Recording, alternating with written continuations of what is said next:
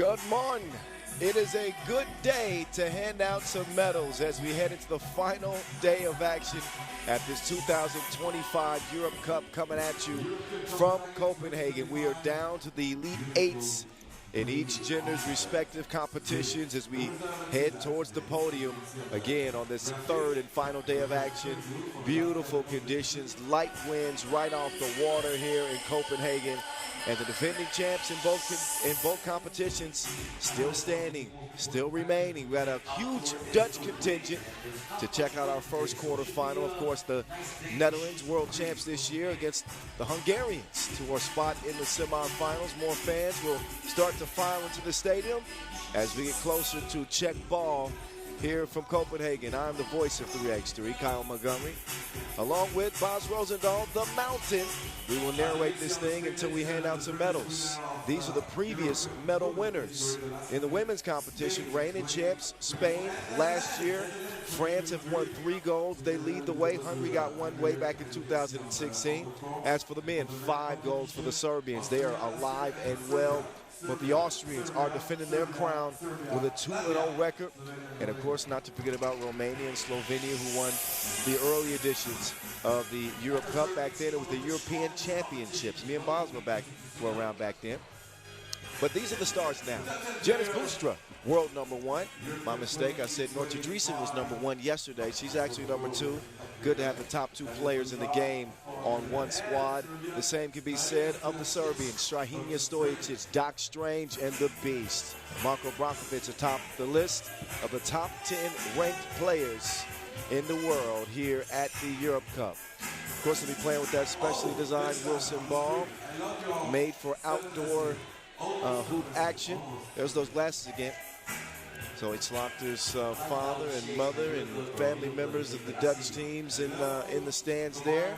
Young and old, getting ready to enjoy this 3x3 action.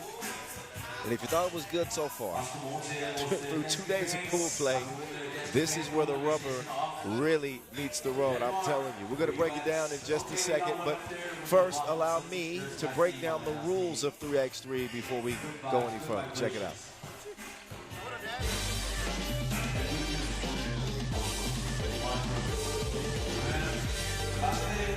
Yo, what's good? My name is Kyle Montgomery, a.k.a. the voice of 3x3. And if for some reason you still don't know the rules of 3x3, it is time to tap in. Class is officially in session. So on our half court, you got 2 teams of 3 players with 1 additional substitute on the bench. Yo, what's up, sub? Can I check in?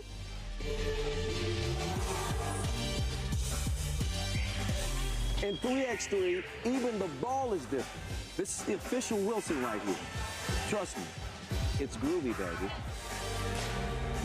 This game is pedal to the metal. 10-minute game clocks, just 12-second shot clocks, and a first to 21 scoring format for the win. If a team doesn't score 21 points, all they have to do is outscore their opponent within 10 minutes. And you know we keep it street. In this game, we score by 1s and 2s. Anything inside the arc is worth 1. Anything outside of the arc is worth 2. Still got it. And this game is all gas, no brakes. Literally, after the opening check ball, play is continuous. Make or miss, offense turns to defense just like that. This 10-minute sprint is just getting started. We'll see you at the top.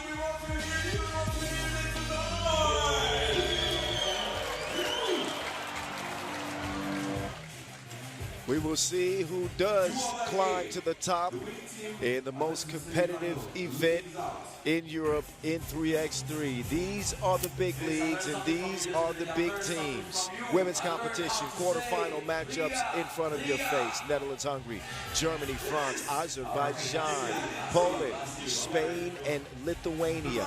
All ready to tangle here in a single elimination. Show up or get shown out at this stage. And obviously, if you advance from the semis, you play for gold. If you lose in the semis, then you play for bronze. That's the way it goes. But this is the only single elimination portion of the tournament today. Here's the head-to-head by the numbers, Netherlands and Hungary. Of course, it's more than just the numbers. That's why we have the best analysis in all of 3x3, or analysts, I should say, and analysis from Bob's Rosendahl. Break it down, Bob. What do you think about how these teams match up? Look, the Netherlands come in as the number 1 team in the world with the number 1 and 2 players in the world, so they're obviously going to have an advantage, right? But if you look at the Netherlands play so far, only 16.5 points per game, right? They've leaned on their defense, not per se their offense. They only finished 48% of their one-point shots. That's a low number for them. They're usually more surgical. They're more deliberate. They also don't have a lot of key assists. That tells me they've been driving to the basket and doing a lot of individual creation. Now, that's led to Noordse scoring 9.5 points per game. That ain't bad. No. Hungary, on the other hand, have been playing a lot through togetherness. They played through mismatches. They played a lot through wraparound handoffs and screens. Laufer has been a really nice add for them. I'm not going to give the advantage to anyone. Look, again, it helps if you have a player that can score 9.5 per game, that's for sure. We'll see what happens out here on the court. Well, the Hungarians are averaging 14.5 points per game. And their defense has been steady, giving up 18. Of course, it was the big win to start the day yesterday against Great Britain that secured their spot here in the quarterfinals. But the Hungarians do actually have the highest two-point percentage, believe it or not, of any women's team coming out of group play. 5 makes in 15 tries, but they're going to have to give their very best try to beat this Netherlands team. They're on quite a roll, and they're on the floor ready to go with Janice Boonstra, Lotte Graustam. Yeah. There we go. Noordse Driesen and Zoe Slachter. As for the Hungarians with Dorky, Budasik, Gabriela Laufer, Tamara Serenches, and Sofia Tenier. Hungary, 10 years removed almost from their European championship. And they have hope and belief. They know this will be a tough one. They come out in the red. And last but not least, of number course, 17, the law, Gabriela Laufer. The law? The law. She's been laying down the law. Wow. And she leads Hungary to the floor. 6 points per game for Gabby. Yeah, one thing to look at for this Hungarian squad is the fact that we mentioned the Dutch didn't shoot it well from 1 at 48%. Hungary is at 38%. They're not finishing their shots inside the arc at all. No. It's not hard to pick a favorite in the matchup. But you know this game, and 10 minutes, the margin for error is very slim. Team like Hungary, who have shot the ball decently from beyond the arc, they get hot out there, and you never know what's going to happen. The system, obviously, Netherlands have the most dominant system in women's 3x3. Undefeated out of group play. The top 2 players in the game, in Noordse Driesen and Janice Boonstra. It's a tough assignment. But that's why you play the game. It's not about what's on the lines, it's what's between the lines. And we got 10 minutes on the game clock. We're going to see who wins this opener and gets this action started. DJ Mike Lewis on the spins, by the way. You'll hear his soundtrack in the background throughout the day. MC Vincent Royer and Big J on the mic as well.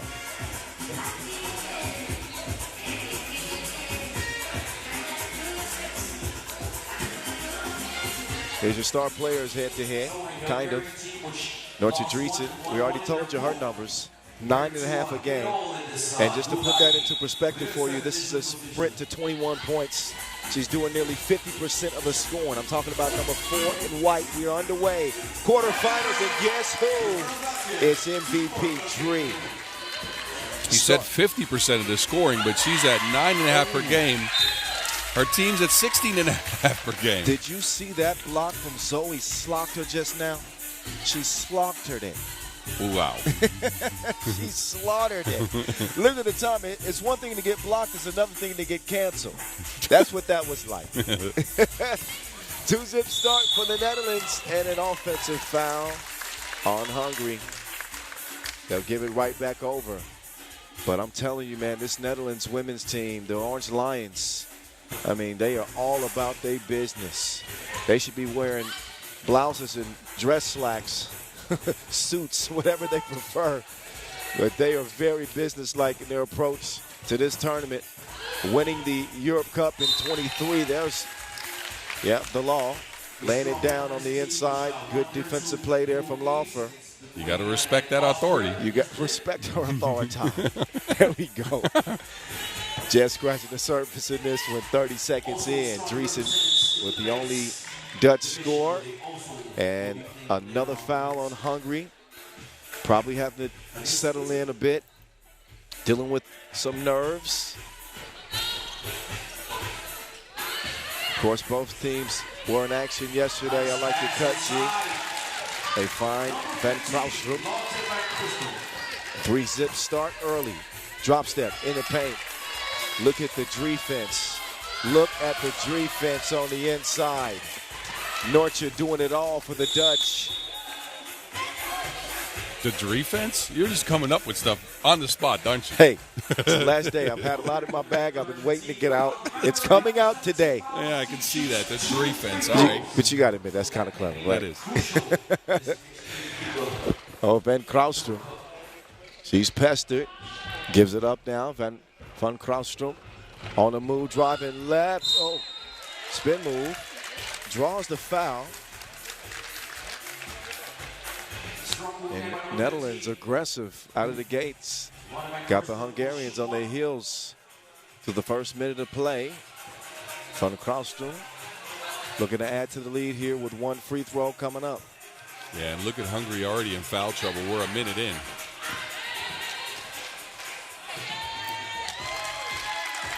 Fourth zip. Hungary still searching for that first bucket. Tenier is going to deliver the goods. Nice pass. And Hungary are on the scoreboard with a quick response from Van Kraustrom, who's averaged just 2 points a game so far in the tournament. She's already got 2 in this one. And a 5-1 Netherlands start. Tenier on the move. Runner, none. Laufer, crashes into Boonstra. Foul called on Janice, the world number 1.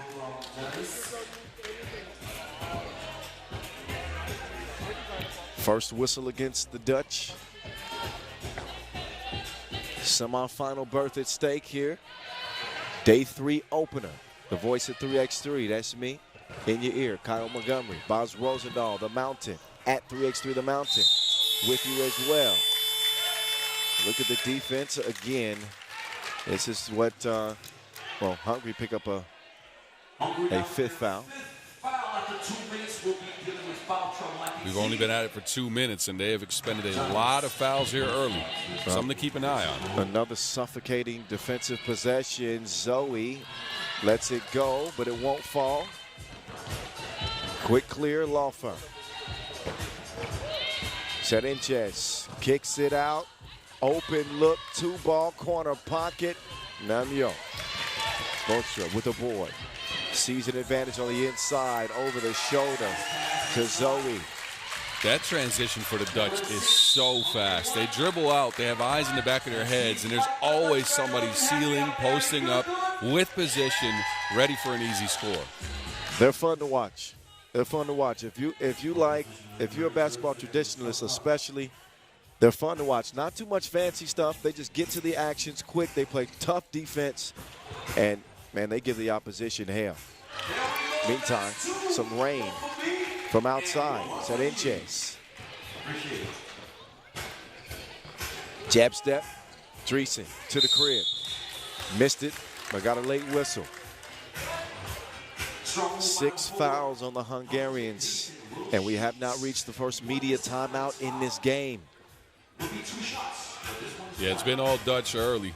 They've put their foot on the gas, and they've got it going easy scores, a lot of fouls for Hungary, who are now at 6. And we got 7 minutes to go. They're at the bonus. We're going to be seeing a lot of free throws here. The North Star shining again for the Netherlands as the tournament's leading scorer. She's got the ball in hand, decides to give it up.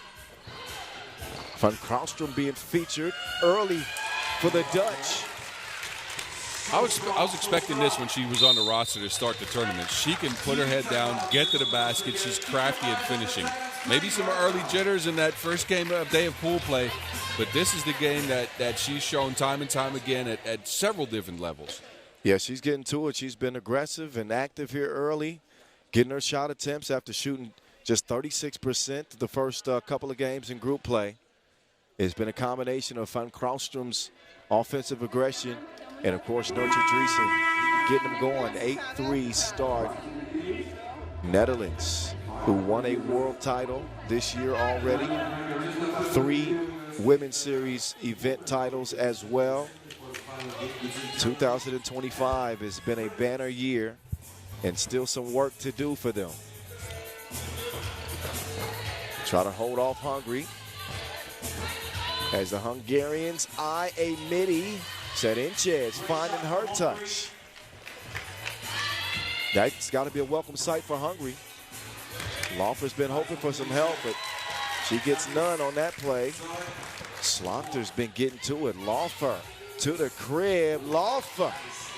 Oh, wait, nice finish. Now Van Kralstrom, who tied up. Serenchez had seen enough. Got both hands on the ball. As good as a steal jump ball situation. Another look at that last connection on the inside to Zoe. 4-point lead still for the Netherlands. Hungary's got some work to do. Laufer to the left, pull up, Gatu, Namio. I wonder with Hungary, in pool play we saw them use a lot of handoffs and rub screens. I haven't seen that yet. It was something that they were effective at. They got a couple of points a game out of it. Yeah, haven't seen it much early. But Netherlands do such a good job guarding that action anyway. Laufer and Serenchez share it to Wilson. Serenchez going up against the world number 2. She's told no as well. Van Kralstrom from outside, no. Oh, what a hustle. And that's going to be Netherlands' ball. That is great hustle and poise on Van Kralstrom's part. She saw it was going to be a miss, chased down her own ball, jumps out of bounds, tosses it off of Laufer's leg. Wow. What a play. And that's the type of play you make when you're down 4. Instead of being up 4, the effort, 100% for the Netherlands in particular. Look, Van Kralstrom. My goodness. She's in a mood. Big time. Score on the inside. Budashik keeps them within 2 possessions. Now it's Zoe. Not that time. But pick your poison for the Netherlands right now. Nortje Driesen's had her moments. Van Kralstrom has certainly had her moments. Zoe Slaughter as well. Oh, Driesen, just stop. They cannot do anything with her. Go into the basket. She has the best finishing ability in all of women's 3x3. Look at this. Takes the contact. Backward shot somehow, and it goes in. Through the contact. She's a contortionist. Multi-talented. The Nortje Star at the line. 5 points for her. And the lead continues to grow for the Orange Lions. 12-6 now.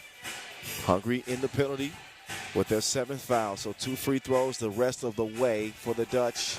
She splits a pair as we approach the midway point of this one. Budashik.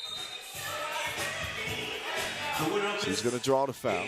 Number 4 in the Netherlands. Germany, France, which will be played next game. Next quarter, by the way, Germany and France renew a rivalry.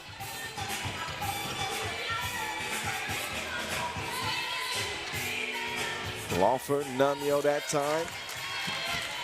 Boonstra facilitate. They can get that anytime they want it. Oh, give me those. Janice now, turning the corner, whips it up top. Zoe, extra pass. Sharon is Karen, but they will miss. Dime is still delivered. Slaughter misses a shorty. Offensive rebound, second chance opportunities for the Netherlands. Now Slaughter, yep, fouled. Dudashik out of position. And Hungary has looked rattled almost from the opening check ball. Yes, project. they have looked rattled from the opening check ball. They have no idea how to guard all of the screening action for the Dutch, all of the mismatch attacking that the Dutch are doing, the seals that they just haven't been able to stick with them on all of the determined action that we're seeing out there. 7-point lead and some as it now goes to an 8-point game. This is a sprint to 21, and Netherlands are full stride. There's Janice again. Her defense has been ridiculous as always. Yes. Man, but it's a team thing. They will just put you in confinement. And the Hungarians are learning the hard way right now. They get an open shot here. Janice is slow to get up. And Sanchez had a two-piece waiting on her anyway. 3-possession game. 6-point game. Janice is pestered, and that's a foul that Hungary could ill afford already in the penalty.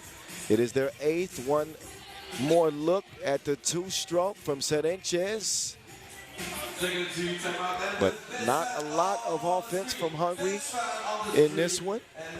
And again, they come in averaging 14.5 a game. They would have really had to step up the offense in this one to keep pace with the Netherlands. And just have not been able to do that so far. That starts with the Dutch defense. Yeah, the head of the pack here, Janice Boonstra, who's just been supremely active in this one. Bringing all the energy, deflections, steals, blocks, making sure she's physical as a defender. Incredible display of defense there. Up to the line now. Janice looks to get on the scoreboard and join her teammates. Everybody's on the bucket list for the Netherlands.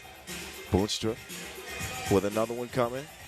Your world #1 this year and top total overall score on the women's series. But we got a lane violation on the shot, and that was against Netherlands anyway. So it'll be Hungary ball no matter what. Sanchez is going to set the ball screen. Tenier turning on the speed to come around the corner. Deuce won't go. Janice, keep the change, you filthy animal. Dropping dimes left and right as the Netherlands close in on that 21-point mark. Now up to 16. Dreesen, quick find. She's an Ndiba. She's an Ndiba. Never mind. 17-8.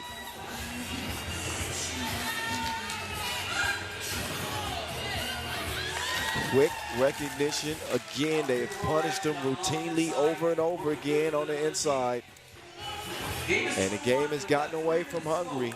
Sanchez, nope, well off target. The Dutch are getting to a new level offensively. Mind you, they scored 16.5 points per game in pool play. They weren't clicking on offense, and right now they are supremely sharp. This is high-level 3x3 basketball. Yeah, this is a resounding performance from the Netherlands. I mean, I don't mean to gush over them, but can you play a better game than what we see? I don't think you can. It's almost been a perfectly played game. In terms of recognizing mismatches, that transition offense, and of course the defense has been ridiculous. Hungary will add a 9th point. We're under 3 minutes to go in this one. Zoe with the Wilson in hand. The Norte star, oh my goodness. Pay her a finder's fee. What a look.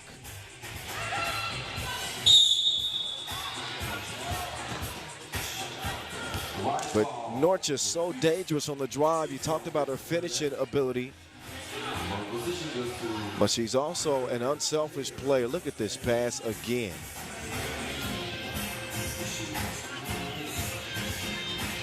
Ten-point spread in this one. And just $2 to go. Sanchez, mid-range, all net, all wet. She's had a good game for the Hungarians. Yeah. Only one to have a good game, to be honest with you. I think against many other teams outside of the Netherlands, this will be a competitive game. It is not a competitive game, and it's not even a game anymore. GG's Netherlands run away with this opening quarterfinal, 21-10 over Hungary. It was a prime example of teamwork making the dream work. Nortje Driesen and Van Proustin leading the way.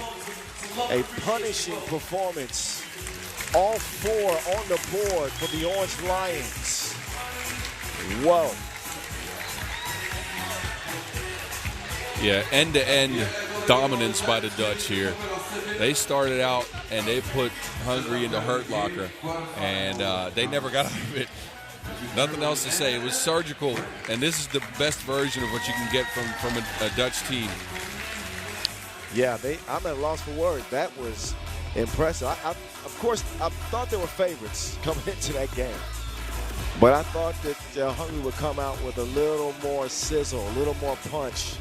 Instead, they were bullied by the Dutch. Look out. The Netherlands seem to be a team on a mission.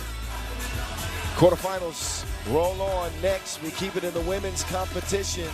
Germany and France for a spot in the semis with the Netherlands. Get ready, 5 minutes away from check ball back here in Copenhagen.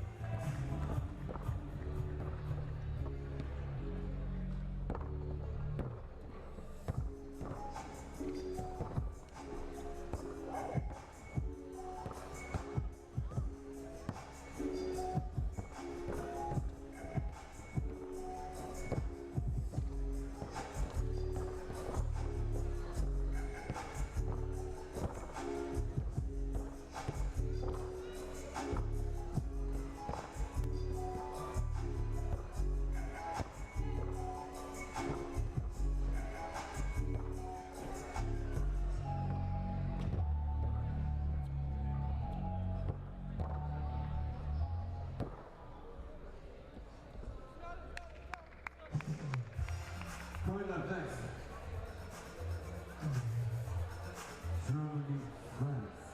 France, Germany. Germany, 5th place in the FIBA 3x3 Europe Cup 2024. And Team France, 3 times FIBA 3x3 European champion in 2018, 2019, and 2022, and also world champion in 2022. Team Germany and Team France qualified directly thanks to the ranking of the FIBA Europe Cup. This year in Copenhagen.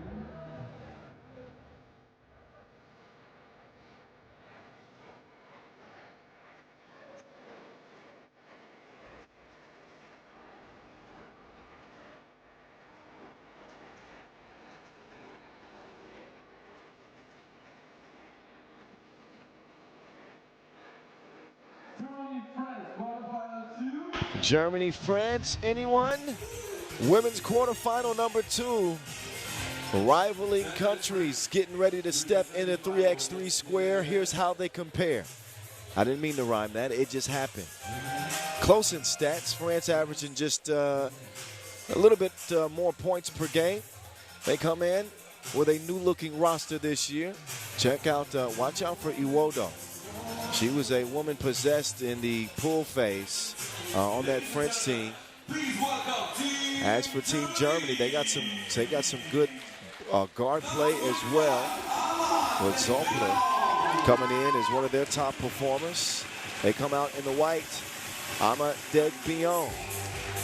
We're going to see what she's about to do for Deutschland, represented by both the men and women on this final day. Say the same for France. Team Germany looking for their first European title. Have earned a silver before, but never gold. Cerro Poneros has been a monster on the boards. This is their 4. Victoria Portos as well, part of the crew. Yeah, and this team, you mentioned boards, is the best offensive rebounding team in the field. Good defensively as well, kept teams to 11.5 points per game, but they have shot it horribly from 2. 1 of 19. They're going to need some shooting if they want to go deep today. Frigid.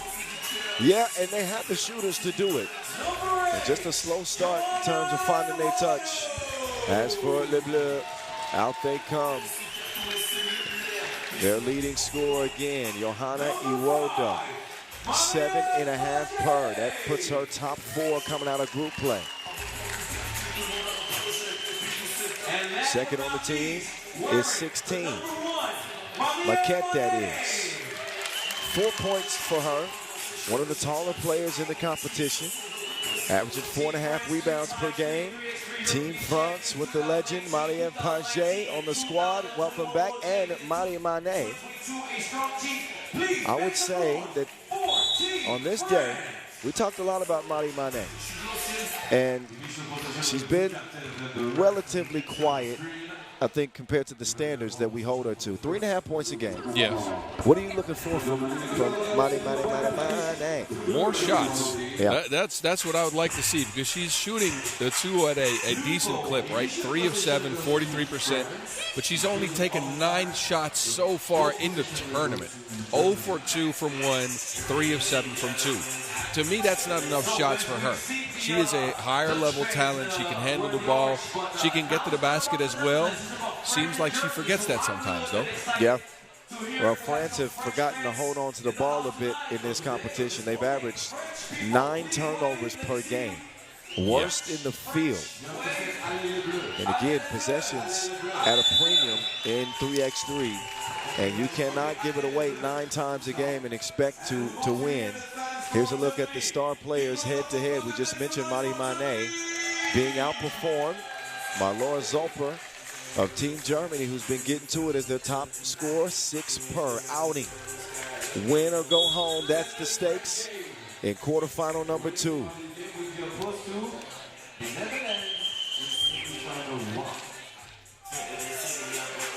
Continental supremacy at stake at this 10th edition of the Europe Cup. First time ever coming at you from Copenhagen. Beautiful city, outstanding venue, perfect weather on this medal day. Here we go. Quarterfinal number 2 coming at you. The voice of 3x3, Kyle Montgomery. That's me in your ear. Boz Rosendahl, a.k.a. The Mountain, alongside Maquette inside. No good. Oh, Soper, she hit the fast forward button or something. She missed the crib, and then she runs up to get done up. 2 to the chin, bink, bink, from Marie-Ève Paget. There's Soper with the rocket hand to the elbow. She goes. Turn around when I'm talking to you.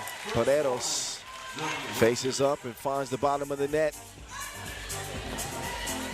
Mané, bullet pass to Paget. Marie-Ève, the 2-time Olympian, looking for her second deuce. It won't go. Loose ball. Goes to Degbion. Ama inside.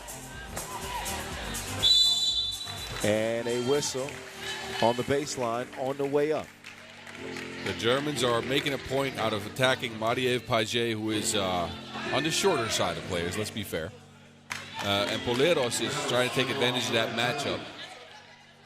Poleros, 4 of 5 at the free throw line so far in the tournament. Make that 4 of 6. That one goes begging. Ball back over to Le Bleu. Paget on the drive, falling away, and it won't fall for her. Germany with that size on the interior continue to try to feed it to the post, whether Poleros or Degbion.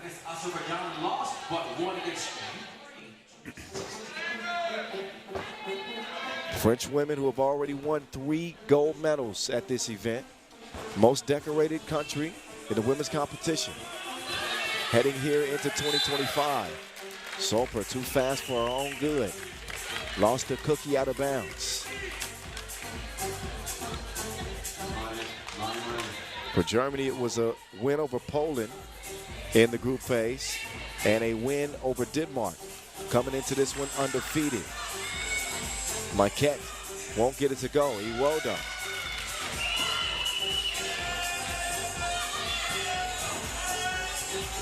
Degbion, get out of here with that. Marquette with the long arm of the law on the inside. 16. With the denial, she'll get a rest, as will Degbion.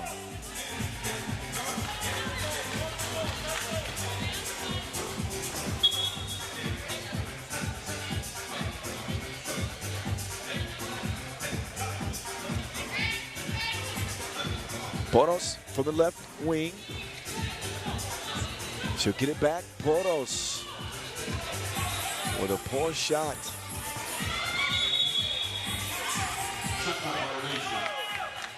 Shot clock violation. Didn't touch any rim. But didn't Poros shoot the last shot? Yeah, but yeah, it was France's ball, so that there shouldn't have been a shot clock violation at all there. Should have played on.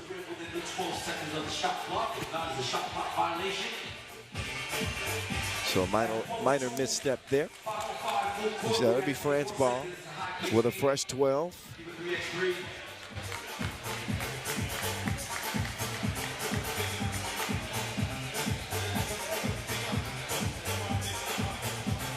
Maybe it was a shot clock malfunction that they called off there. Possibly. We will find out soon. An extra challenge. If they lose, they have no more challenges. Germany, in case you didn't know, or you're new to 3x3, won an Olympic gold medal. And the MVP of those Paris games is here in attendance. Sonia Greiner, Sunny G. Been checking out this Europe Cup. Good to see her. Lending her support to the new era of German women's 3x3.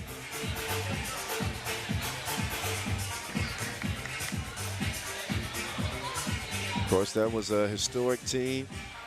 Svenja Brunkhorst, Ari Reichert, Alyssa Mavius, golden in Paris a year ago.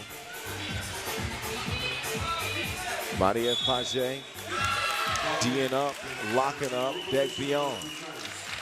France has come out with a lot of energy here early. More than they did in pool play, I would say. Good sign for them in a 3-point lead. Paget on the drive. Swings it up top, Marquette. It won't fall. Oh, she's center packing. Have a nice day. A second big block from Marquette on the inside.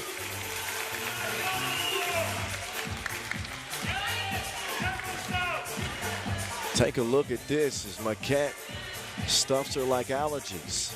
She needs some antihistamine now. 4-1. I'm going to get you. I'm going to get you. Before that coffee comes, I'm going to get you. 4-1. And neither team finding the bottom of the bucket at any frequency. 16, smokes it. Well, Degbion now will have her opportunity. Handling the ball, setting the screen. Poros crossing. Dishing. Dead Beyond beats the buzzer. Germany showing some life. Just their second bucket of the game. Iwodo will lose the handle on it. Back over to the Germans. Porto spins into trouble. Marie-Ève Paget says, I'll take that. Degbillon got a leg on it. Germany is playing a drop coverage on screens. That means they're dropping Degbillon down low, and they're forcing the ball handler into Degbillon, who's kind of guarding two people at the same time. And France doesn't know how to solve it. 16 Marquette could pop after a screen to try to shoot, but she hasn't hit a two yet, so that confidence is not going to be very high. And that's one of the ways to solve it. They haven't been able to figure it out. Now they're just rolling to the basket with two, going into the length of Degbillon, and it's not working out. Two teams that played the day before yesterday. So they had a day off, right? Yeah. Maybe that's playing a factor in this this start. 4-2. There's some money. Money from two. Oh, what a finish. Reversal from Paredes. But a three-point lead. France will throw it away.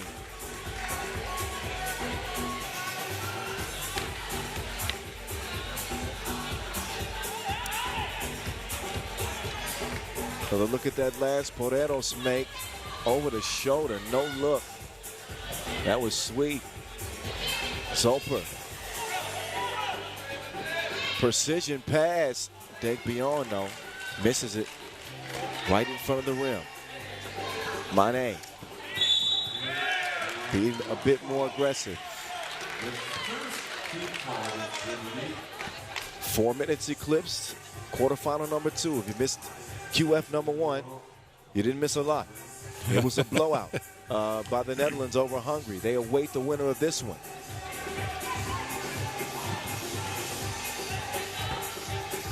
Mané, ball fake.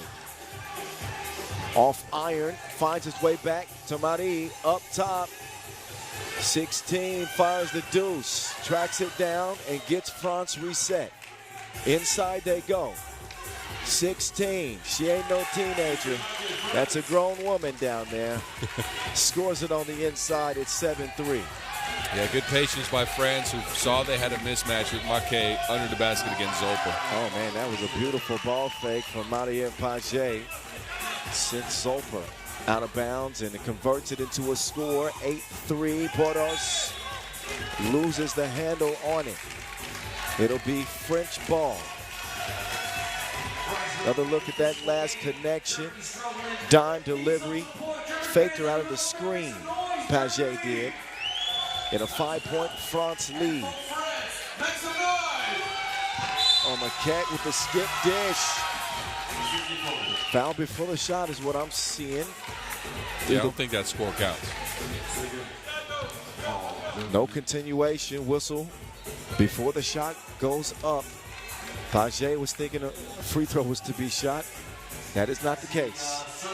They'll set up their play from the left wing. Letting Marquette operate from the elbow. Nice two-woman game, but Marquette has not found a touch from long range. No, and she's usually a very capable shooter, too. Surprising. Oh, Marquette, no defense to be spoken of. Got another game that's has a sizable lead early, one-sided. Yeah, and Germany's looking a little bit deflated right now. They haven't been able to find any consistent offense. The options that they drew up before the game aren't working. It's time to shift into game plan B. What is that going to be? Well, I don't know. I hope they have one. Let's just say that. Well, Zoper's not a bad option. Oh, shoot. Not good on that layup. Zoper chunks the deuces. Oh, what a tip pass, but was that cleared? I don't think Marquette thought it was cleared. So it's Marie off iron. Degbillon calling a play out. Wide open defensive breakdown by France as Pareros will take advantage, but only the 4th point for Germany. And we are nearly 6 minutes into this 10-minute sprint. So there's offense that's lacking and offense that's non-existent. Germany have had some struggles putting the round thing in the round thing. Iwodo does the round thing, spinning in the paint and converting.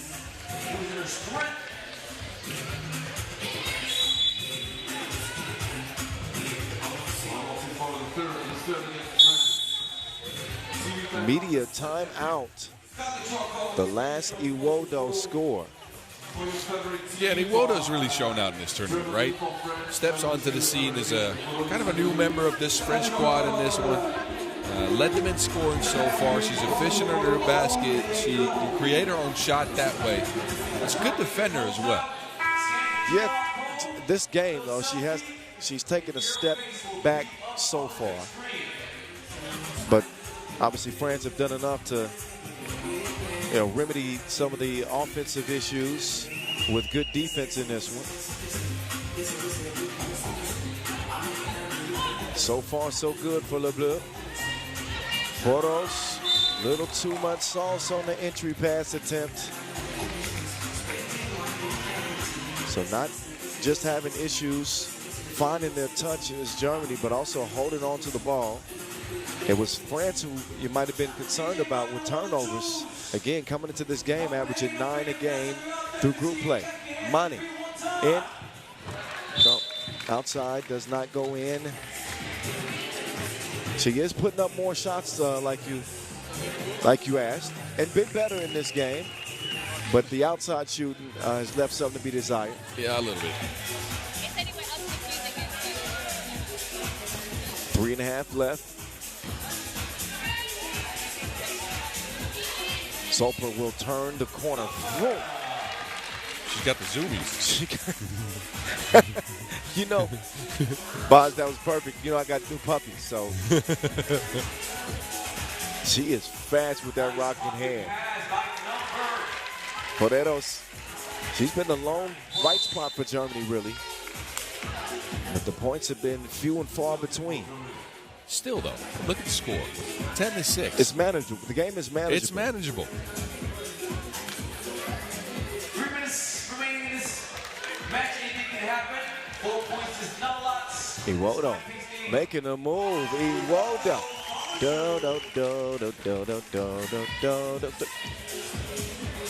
10-6. Stop looking at me like that. Zoper. 2. She's going to try again.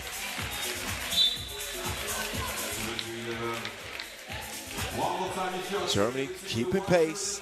Has not been a pretty quarterfinal, to say the least.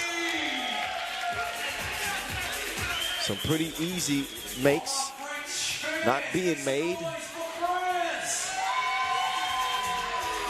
But still a game that's close. Show me the money. She's got a banking account out here in Copenhagen. As Mane connects on her first 2 of the game. Germany will respond as Portos chunks the deuce. So back-to-back scores from the deep end for both teams. Marquette on the inside, spinning off the defense. And we'll get the bucket to go. 5-point advantage for France, 14-9.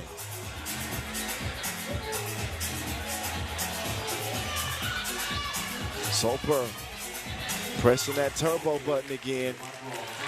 Now using that speed to her advantage. Mane all around the rim and down.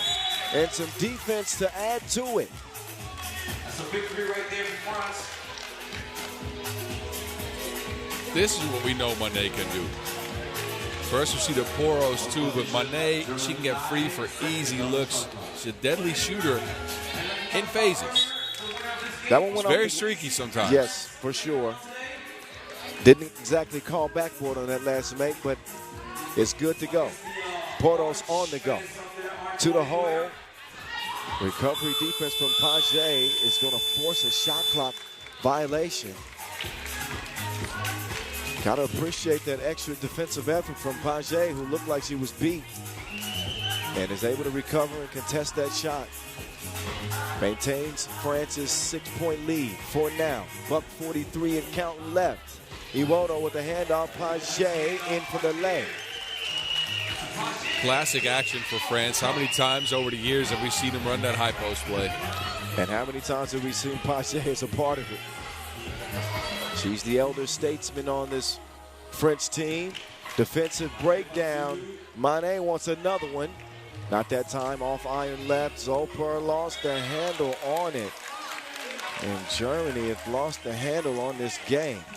17-10 is the score. And a timeout on the floor.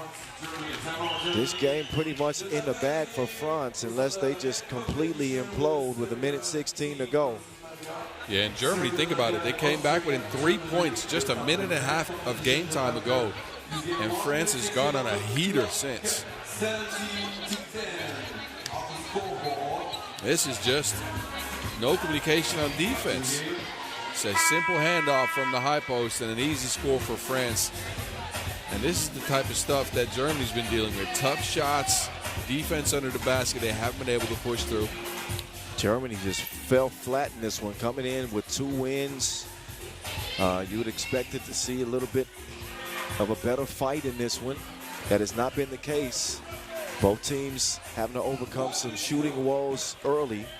But France have put together a couple of good runs here to get a sizable distance. We've seen far too much of that from Deutschland in this game. Bad misses, bad shot selection, and easy close range misses, which has been a shock. A lot of layups missed at this quarterfinal. Now France just looking to put the finishing touches on this one with 45 seconds left to play.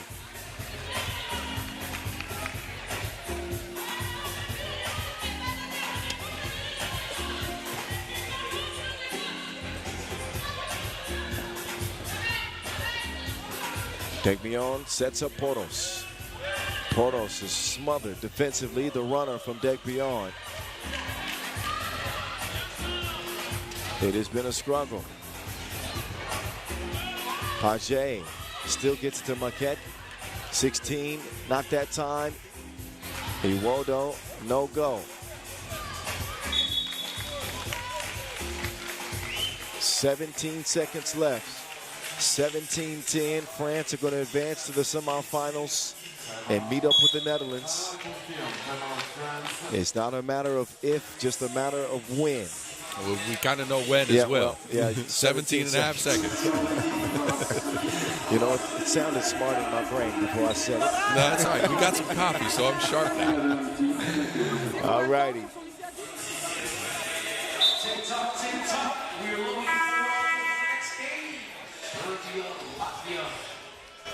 Men's quarterfinals coming up next, by the way.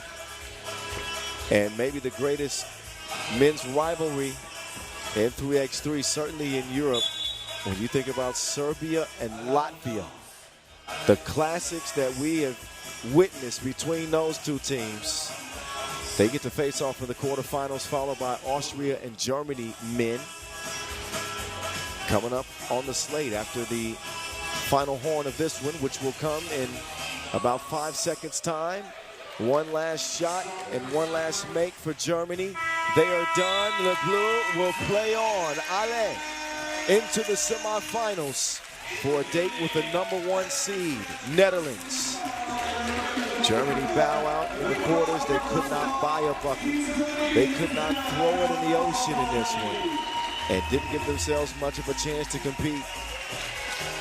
France in a 6-point victory. In a low-scoring affair, they do enough to get it done and are semifinal bound. Highlights coming up for you as we get ready for the men's competition to get underway. Once again, Serbia and Latvia coming at you. Check ball in 5 from Copenhagen.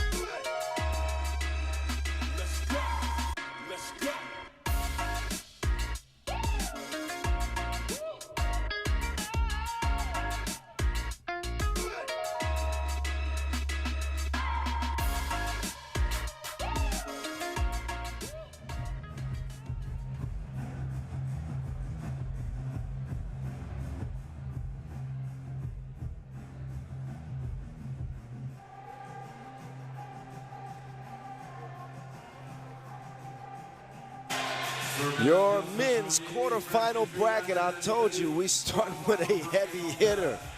Oh, man.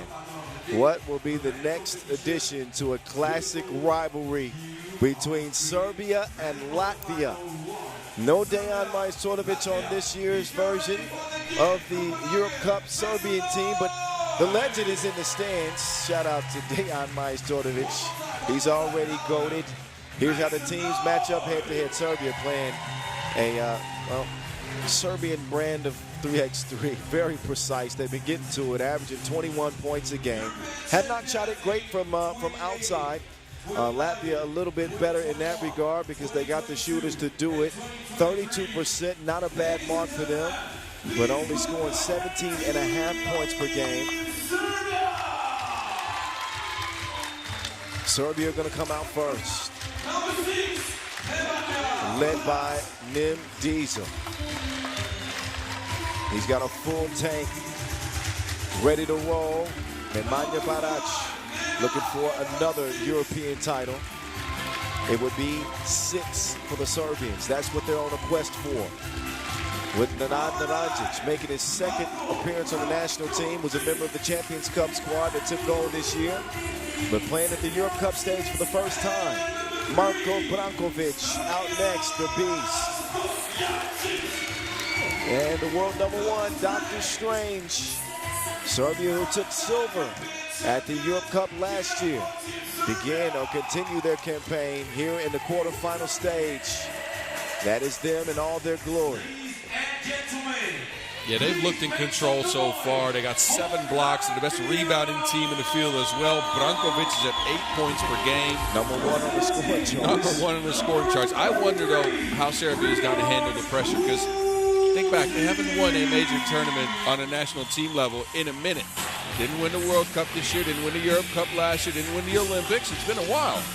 It has been. You're right about that, but, man, how will Serbia handle the pressure? I mean, I'm sure they're putting. Seen them No.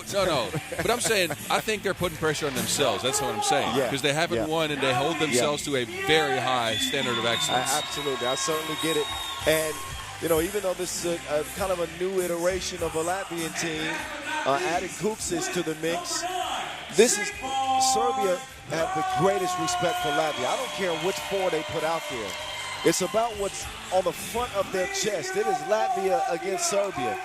This should be a highly competitive game with Olympians on the floor, Zigmars Raimo, and Olympic gold medalist Nors Miezis, Francis Latsis, and of course the new gun added in Richard Kuksis. Yeah, for Latvia, honestly, it's going to come down to which one of the 2 versions that we've seen so far we're going to get. Kuksis, 6.5 points per game, right? He had 1 game with 11, 1 game with 2. He had 5 of 10 twos, yes. 1 game 5 of 5. Yes. The other game 0 of 5. 0 of 5, yes. So which one of the 2 versions of the Kuksi monster are we going to get? And then also, Nors Miezis has struggled. 4 points per game, 1 of 9 from range. Can he tank some confidence? They're going to need him if they want to beat this Serbian squad. Yep, Francis Latsis as well. He's averaged 4.5 per, but he's got the ability to be a big-time impact player.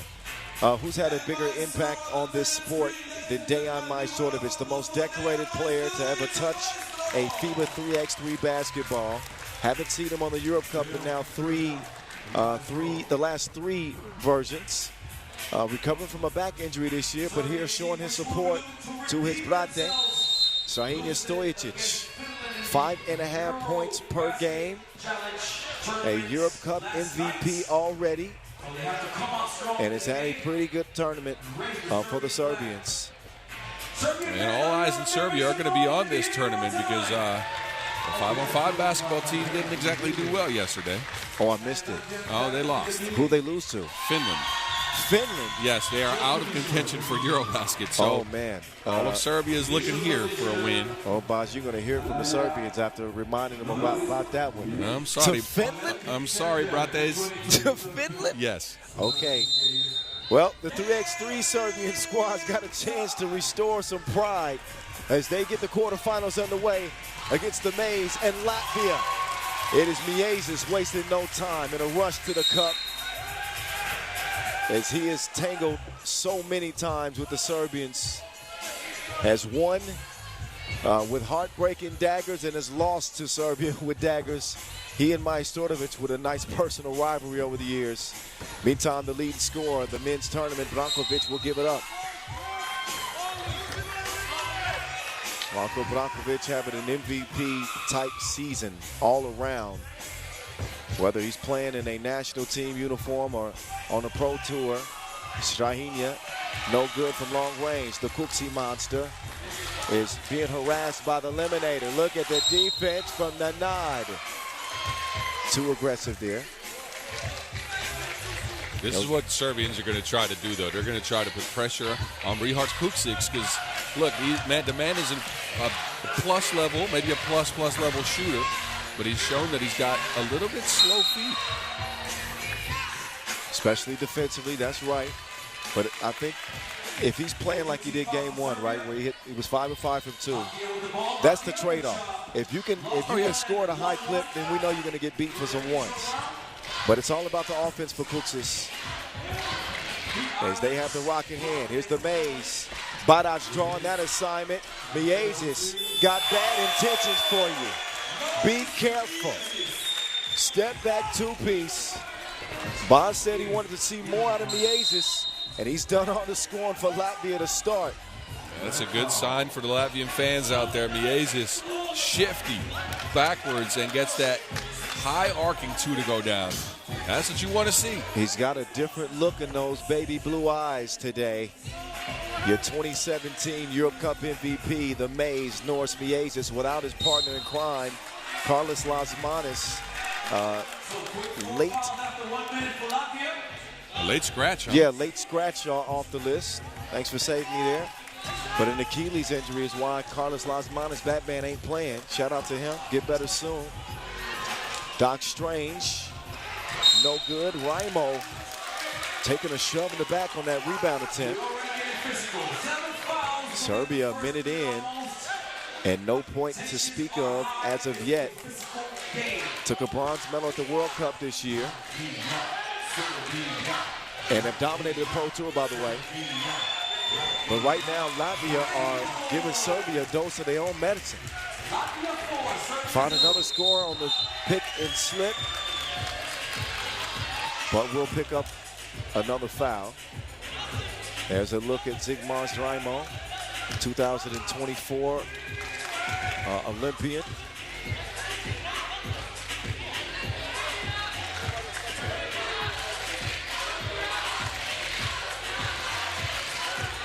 Watsis starts the possession. Kuksi. Brankovic all up in his personal space. And an offensive foul called on Latvia. Wow. Foul for Latvia. Thought Brankovic was pretty physical on that defensive possession. But a moving screen. Brankila stepping back. Won't hit it. 4-0.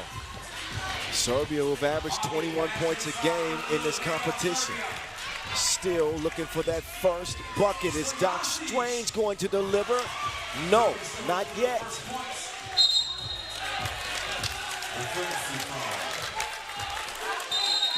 Two minutes in, 4-0 start for Latvia.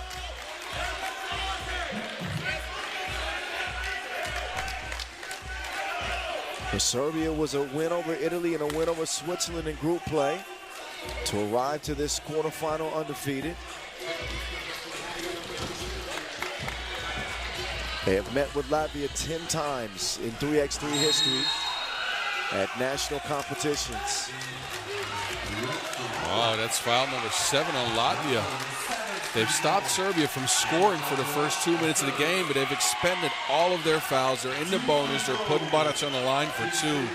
They got to play 8 minutes while in the bonus. That is an obstacle that Latvia are going to have to overcome.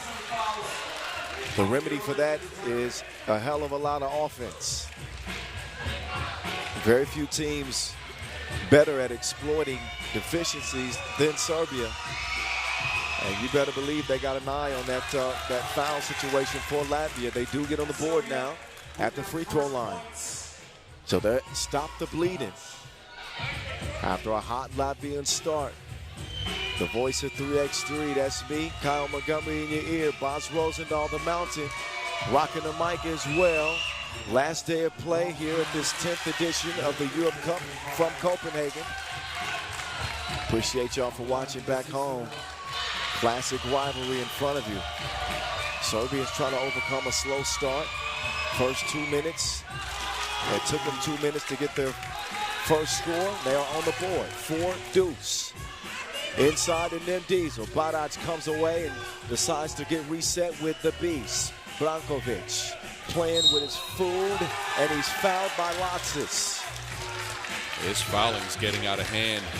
9 fouls now on Latvia, and we still have 7:41 left. Serbia is going to get to the double bonus at some point, unless Latvia change their approach. I'm trying to jog my memory. I can't ever remember seeing a team pick up this many fouls before the first media timeout, which is 7-minute mark. Yep, same. They could be in the double. Maybe some of the Brazilian teams from yesteryear. Oh, possibly. Yeah, maybe. But, man, a stunning start both ways for Latvia. The Maze trying to get rid of Naranjic. Not afraid of that assignment. The big man can move his feet. So he survives, but 7 seconds still left for the Maze. Miezis runs into a double team. And Serbia will pick up a 5th foul.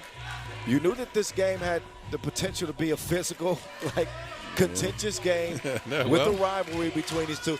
I don't think we expected 14 fouls in 2.5 minutes. Meantime, you could have kept that.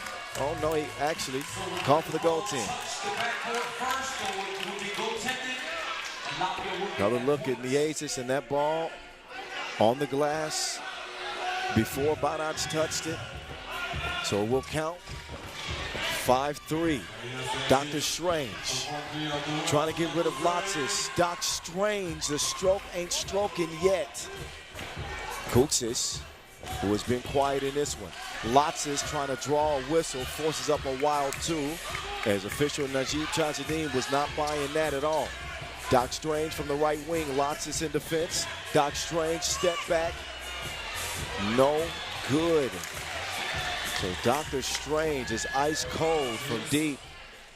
Kuksis all day long, and he can't hit it. Latsis misses the shorty. Loose ball to Raimel. Back out to the Kuksi monster, and he can't put the cookie in the cup. Miss after miss after miss. But the ball stays in Latvia's possession. Kuksis trying to drive now. He going to have to try again. Wow, what a stand for Serbia. They gave up 3 offensive rebounds. They still don't get scored on. And Dr. Strange is offline. He's got no reception out here. Brankovic is down as that 2 goes down. Not sure what happened with Branquilla as he hit the deck there. But another look at the first 2 ball going down. The Kuksi monster finding his touch, bottoms. Brankovic ran into Latsis, holding on to his abdomen, trying to explain to the referees that he might have gotten hit. Now he'll get a rest for a moment. First media timeout. Both teams get recharged and ready for the rest of this 10-minute sprint. They're going to take a closer look at this, actually, to make sure that there was no foul play. I don't know. It looks like Latsis might have hit him in the stomach, but it might have been inadvertent. The referees aren't calling anything. But it's been Latvia, both positive and negative. You can see it in the background there. Latsis is trying to get past him, and his arm gets stuck. Yeah. It's been Latvia both ways. Offensively, they have done more and played better. Defensively, they have hacked the S out of Serbia. Yeah, now it's Serbia. You come. Oh, man. He said they hacked the S out of Serbia. They're Serbia now. Oh, that's good stuff. 7-3 start. And it is 10. Well, that was a foul attributed to Latvia. That was wrong. That shouldn't have been. It's Serbia's 6th foul. So they're approaching the penalty. Next offensive foul, Kuksis runs over Badac. And that's an offensive foul. Great awareness on Badac, who had position, stood his ground, caught the contact, forces the 10th foul on Latvia. I've heard of the Exit Festival. This is a hack fest between these two. 16 fouls combined, Latvia in the double penalty.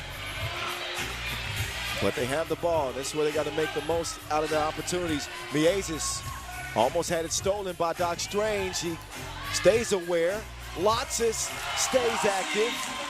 And back out to a 5-point lead for Latvia, tying the largest lead of the game for them. Drive on the baseline. The Mays with it cleared. Cross court to Lotsis. Olympian to Olympian. But it won't go. The Serbians are just using individual creation. They're not getting anything off of their screens. They're not getting anything off their handoffs. They're just taking wild shots. Well, no, I think open shots. Most of the misses have been wide open. Strange and Naranjic, you know, these are wide open looks. Lotsis laces. La Liste. 10-3. Strahina delivers the dime. But Serbia have been out of sorts. Miez is turning on the turbos.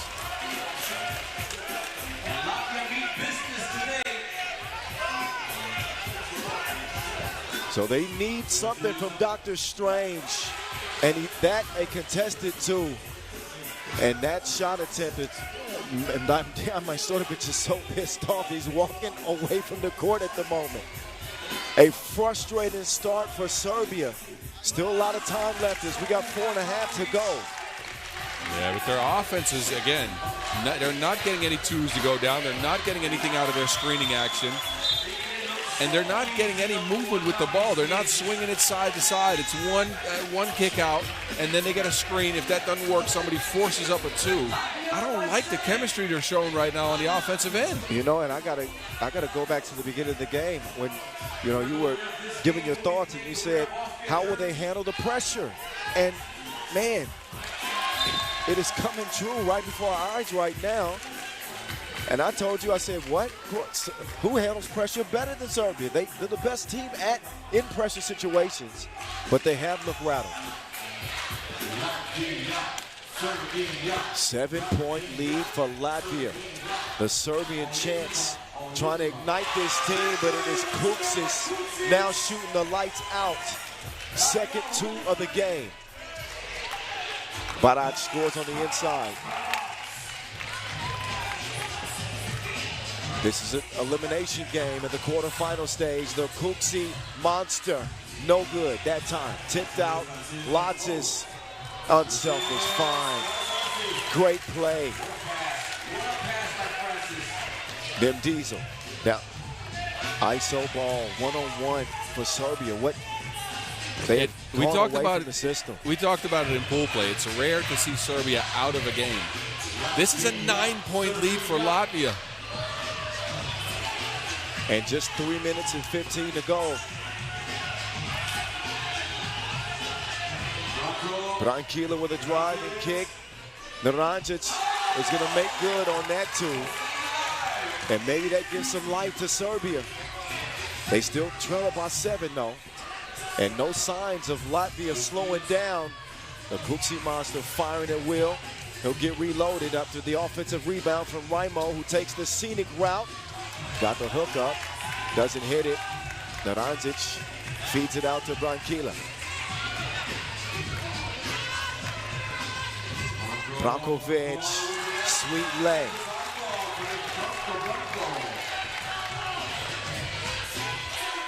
Kuksis from the corner. Kuksis Oh, that bullet pass off target. Lotsis saves it to the wrong color jerseys. Naranjic allowed to shoot again. The Eliminator can't find the touch that time. Kupsis, no, now he's got a cold spell. Barac open for the layup. Now Serbia keep chipping away. Serbia's got the momentum right now. Yes, chipping away. 9-point lead for Latvia is now down to 5. Kupsis has settled for 2s on his last 4 attempts. And it's like his first 2 games in 1 game right now. He's hot, now he's cold. It feels like Latvia's out of gas a little bit. Oh, that 2 would have really ignited him. But how about the tip from Brankovic?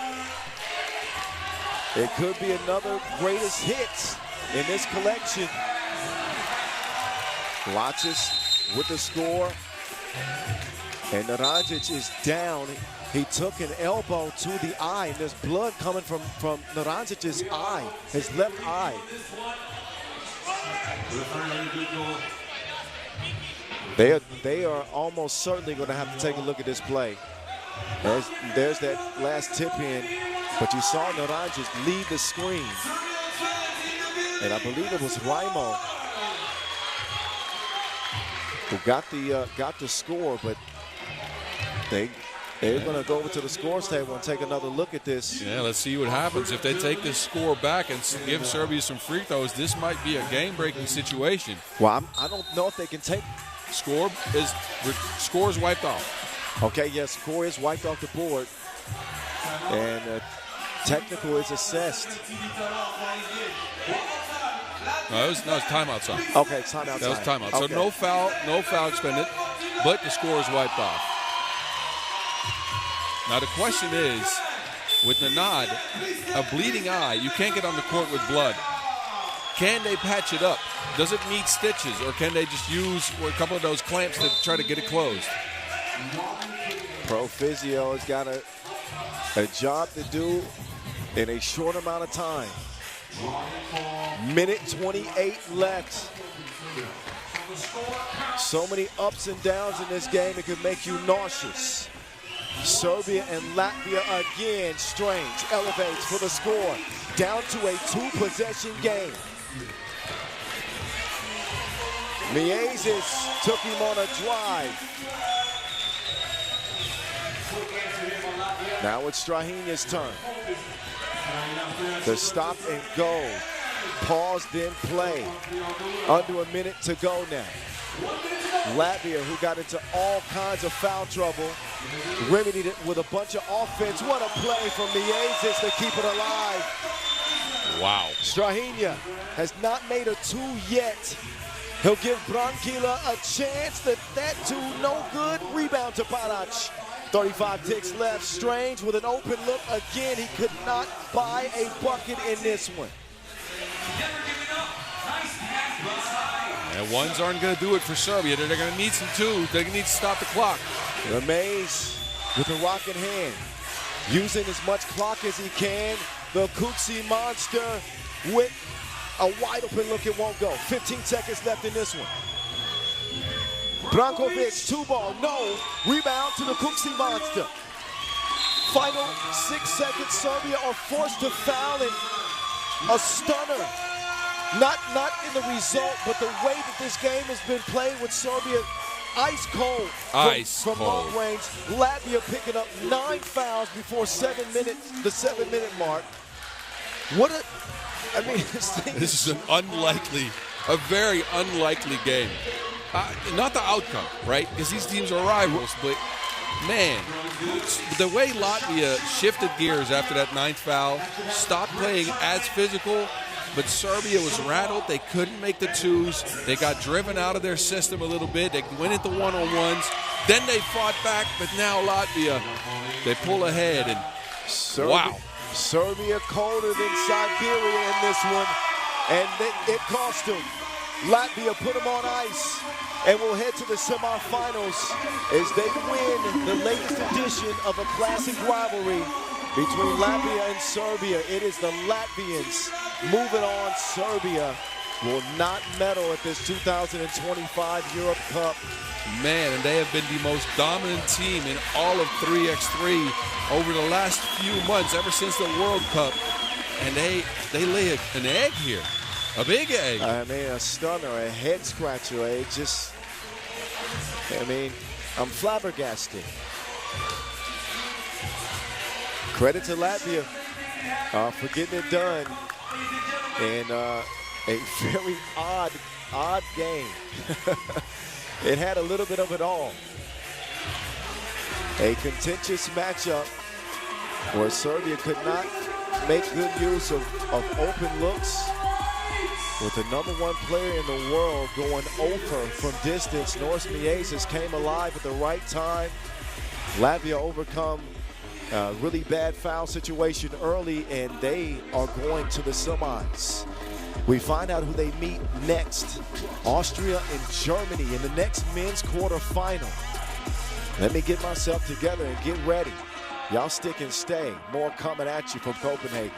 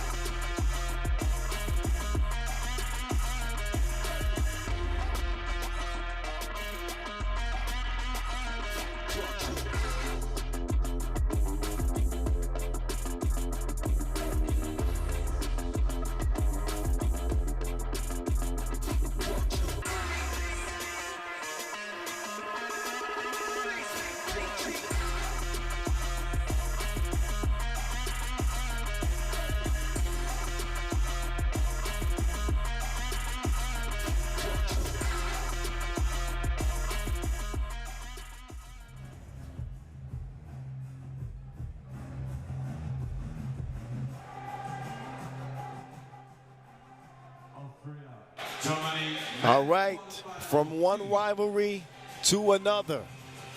Austria and Germany, neighboring countries, getting ready to clash for a spot in the semifinals. Here is the head-to-head matchup between the two. Austria, the team that come in undefeated. They are the reigning European champions. Here's the guys that represent each roster. Austria being led by Nico Kaltenbrunner. And, of course, Team Germany being led by the young star Fabian Giesmann. Germany looking for their first medal at this event in the men's competition. And, of course, Austria defending their gold from a year ago as they make their way to the flow. All Buenos Aires. Marati, that is. Often mistaken for Jason Statham. I promise you that's not him. He's off filming a movie somewhere. This game is going to be a movie, I'm telling you right now. As Marati is joined by Fabioso, a.k.a. Fight Night. The Burner, Nico, reigning Europe Cup MVP. And I can dig it. The Black Panther, Quincy Diggs. Kaltenbrunner, top gunner on this Austrian team at 7 points per. He's hit 4 of his 5 two-point attempts. Austria's connected on 40% of their shots from the land of plenty. Plenty of expectations for this young German team who scored it at a pretty high clip, 20.5 points per game. They feature the athleticism of Denzel Ajiman, C.D. Bekame, Fabian Giesmann.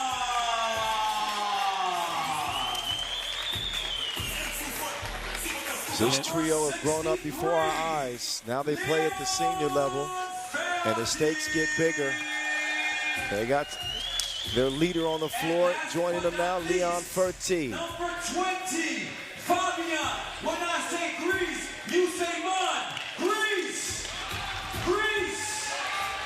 There you go. There's Giesmann. We haven't seen the best from him yet. 6 points per game only for a guy that can usually get up to 8, 9 points per. I also haven't seen a lot of emotion from him. Yes. He's been a little kind of quiet. Yes. Normally he's verbal, he's active, he's emotional, and he's just been very calm. Do you think it's the weight of the stage?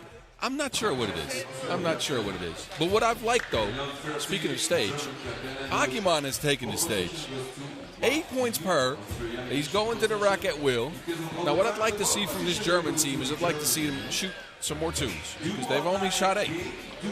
That's not a lot. Yeah, 17% of the possessions they've taken twos. That's very low. Oh, and as we know in this game, it's really evolved to a sport to where two-point shooting has become such a massive stat, and you want to make sure your volume is right. You need more balance than 80-20.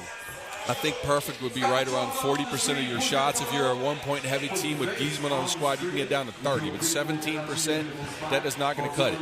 Yeah, compared to, again, Austria, hitting them at about a 40% clip from distance, 9 of 23. 39% if you want to split hairs, but and Austria also take a 2 on 45% of their possessions instead of 17. Fabian Giesman and Quincy Diggs, couple of stars to keep an eye on in this one. Diggs has not missed a shot inside the one-point arc. Starting to pick up steam individually and as a team on the Pro Tour. This squad doubles as Vienna, and coming off a Masters title in Debrecen just a little bit over a week ago. Yeah, don't discount Diggs' rebounding. So his scoring hasn't been extremely high, hasn't been needed. But he's at 6 rebounds per game, getting his team a lot of extra possessions. Yeah, maybe an undervalued part of Quincy Diggs' game. He's always been a good rebounder at about 6'5", 6'6". Effort player on both ends. He starts on the bench, as does Fertig, as we get this second men's quarterfinal going. Serbia shocked in the prior quarterfinal. Latvia awaiting the winner of this one as a result. The defending Europe Cup champs with the pill in hand. Fabioso, he drug that pivot foot. Yep. Knew that whistle was coming from official Vlad Gizdrenu. And Brigitte Chabai-Koshkatu, 2 Olympic officials.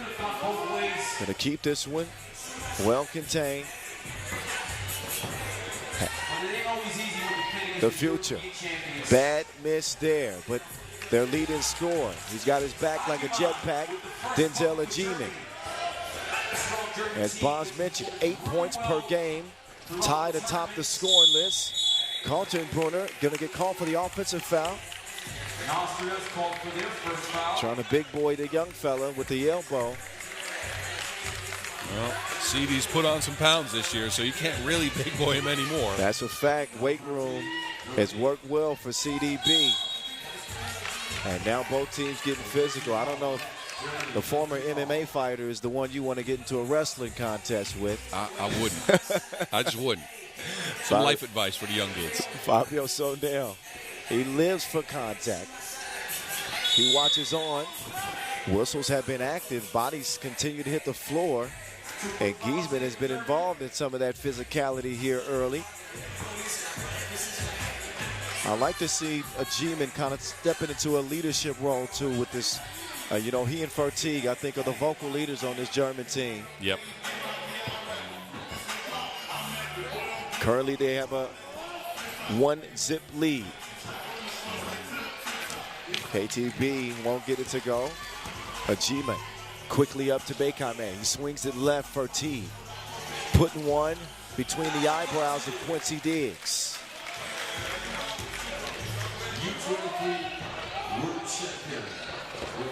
Now, Albinus Ennis over the shoulder, touchdown. Diggs with the hands.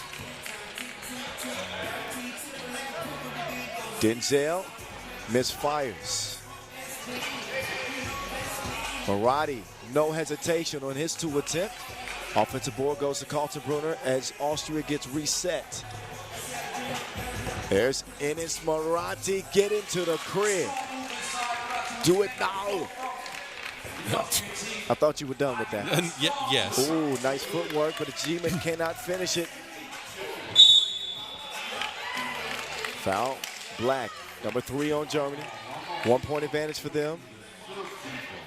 The German women's team already ousted in their quarterfinal. So the German men, the last team standing for Deutschland. Another whistle. The officials seem to be intent on keeping the games clean here on this final day of play. Yep.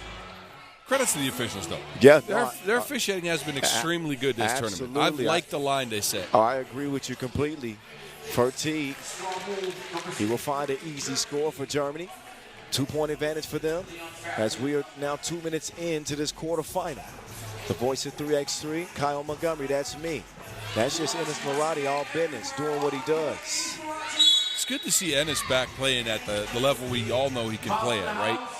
He had been a little bit down this year, mainly due to injuries, but that 6.5 points per hour he's hitting right now. He's aggressive. He's looking for his shot, especially inside the arc as well, not just outside the arc. And you remember how big he was en route to that Austria gold last year in Vienna. I mean, his shot-making ability in crunch time situations, man, is special. He's a deadly weapon for them. Giesman kicks it out. A G-man two-piece broke. We want to hear the Austrian fan for the white jersey team. Give it up for Austria! Ball up top to Austria. I want to hear from the German fans. Germany! It's Kaltenbrunner will whip it over. Sonel has not had his touch from distance in this one. In this tournament, in fact.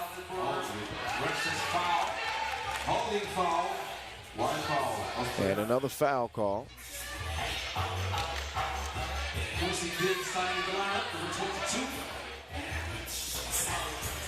Fertig. Oh no. Giesman says throw that up higher. So a bad entry pass. It was a well-designed play, though. That cross screen got him wide open under the basket. If that pass would have came in, it would have been a dunk. But I can understand why Giesman is saying put the ball up. The kid is 6'10". You don't want to give a defender an opportunity to get a hand on that. Anyway, that plays history. And G-man focused on getting the next German bucket. Fertig to Bekame, two-man game. They find an easy bucket.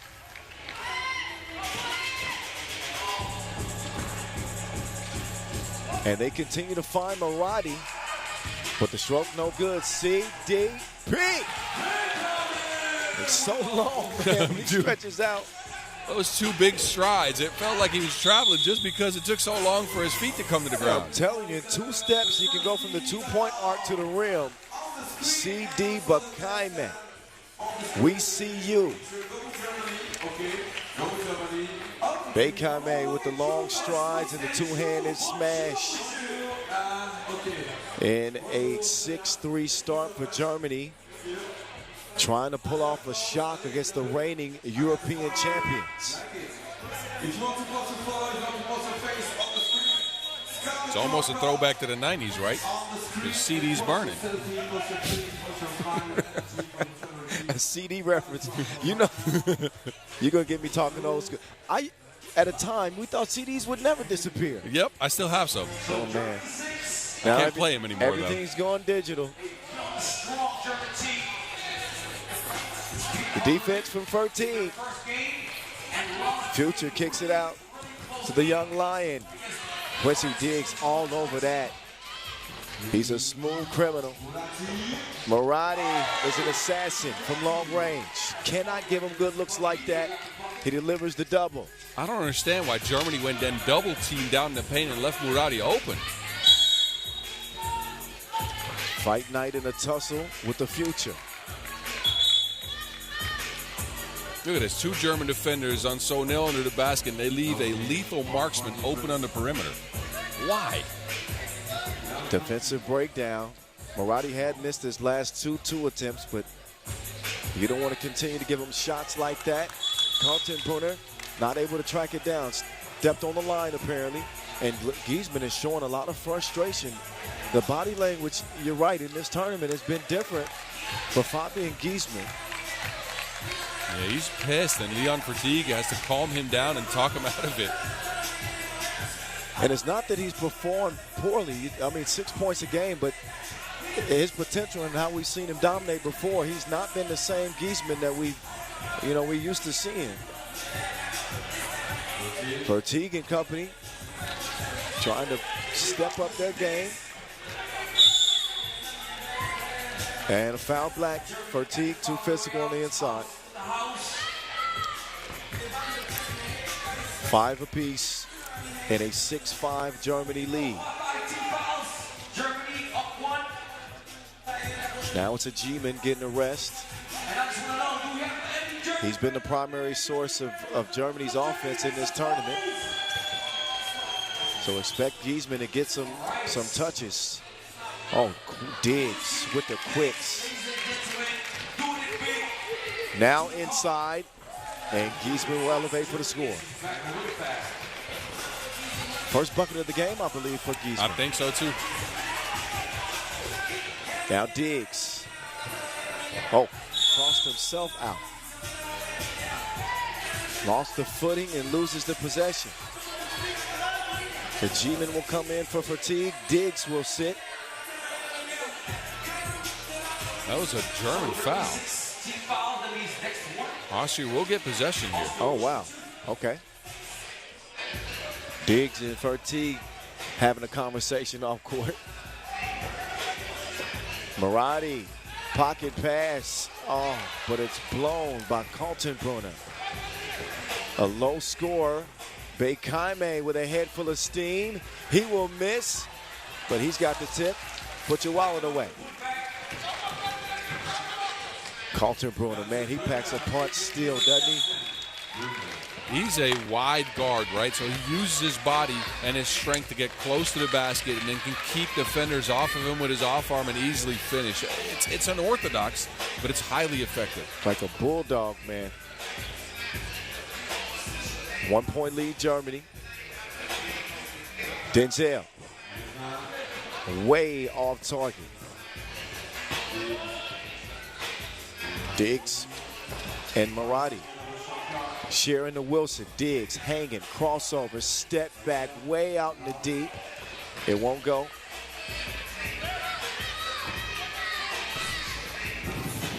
Beikaime gives it up for Teague. Finds a G-man and desperation heave, a broken possession for Germany.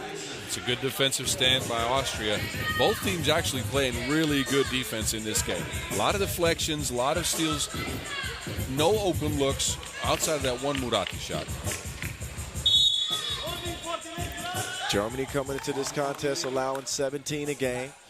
Austria's defense stingier than that, 15 per, coming out of group play. Defense, the storyline in this one in an 8-7 contest midway through. Maratti with the quickness, sweeps through and scores it over a G-man. Down to the post office, and there's some postal service from Fabian Giesman.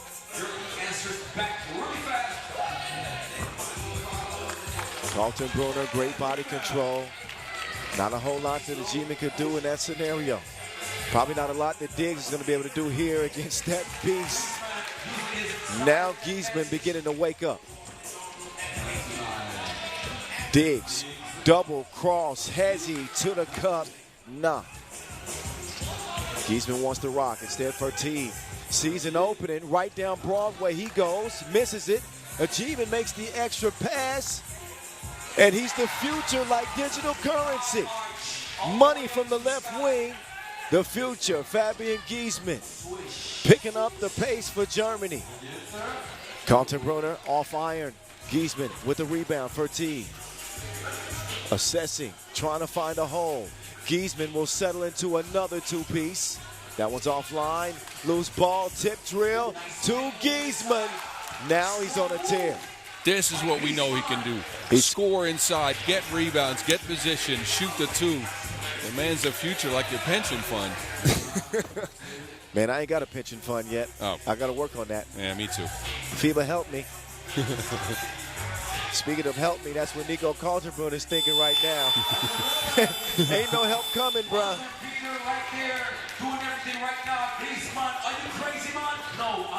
Diggs Another missed layup. Austria's offense is falling flat. And a bad pass from Fertig. He says, my bad.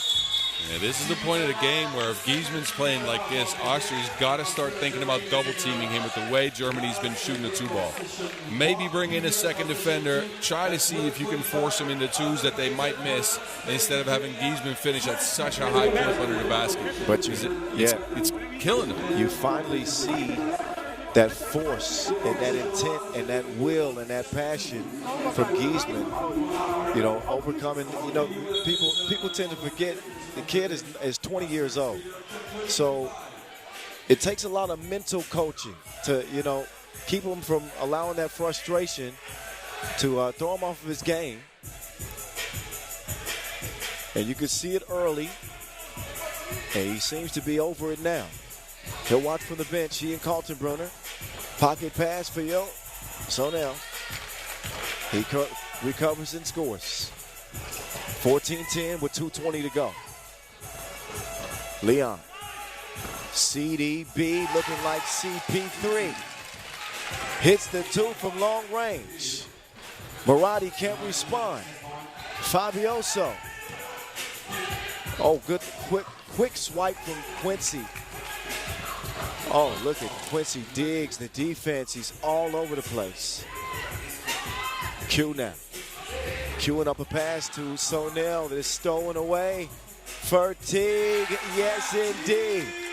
Two-ball corner pocket, and it's 18-10 Germany. Wow. The reigning champs in jeopardy. This ain't no game show.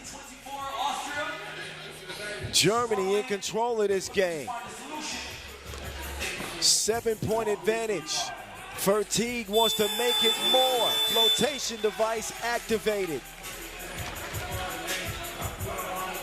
Diggs giving a layup, but with just over a minute to play, some things shaking around here as CDB mashes like two potatoes. Germany within a point of heading to the semifinals.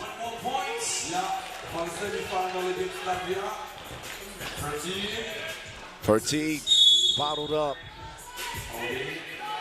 Foul on Austria, the 6th, but it's looking, this one's over. This is over, isn't it, boss? This is over. Unless something crazy happens, this is done for.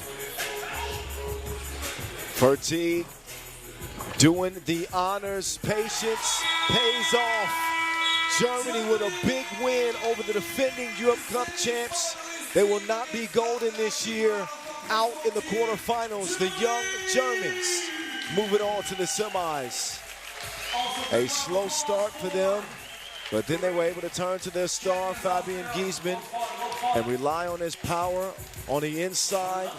Deutschland representing here in the quarterfinals. 8-point W as they will face off in the semis with Latvia. Oh my cinema. Should be some cinema indeed. Not exactly a thriller in that one, as man, Austria was flat as can be. They were flat, but that was because of the German defense as well. And think about it. These young kids, all under the age of 24, have now gotten to the top 4 in both the World Cup and the Europe Cup. But but medal. I have not gotten a medal. No, matters, no. But you're right. Top 4 is an accomplishment on its own. I think they're quickly approaching the time where that won't be good enough. Well, you know, a medal is a standard, but I don't think they're there yet. No, but people better be scared because these kids are 20. I'm telling you, it's going to be fun with them in Latvia. We got a couple of semifinals set, women's competition and the men's competition. Netherlands and France for the ladies, Latvia and Germany for the men. More quarterfinals coming up after the session break. Man, we got there quick, didn't we, B? Yes, we did.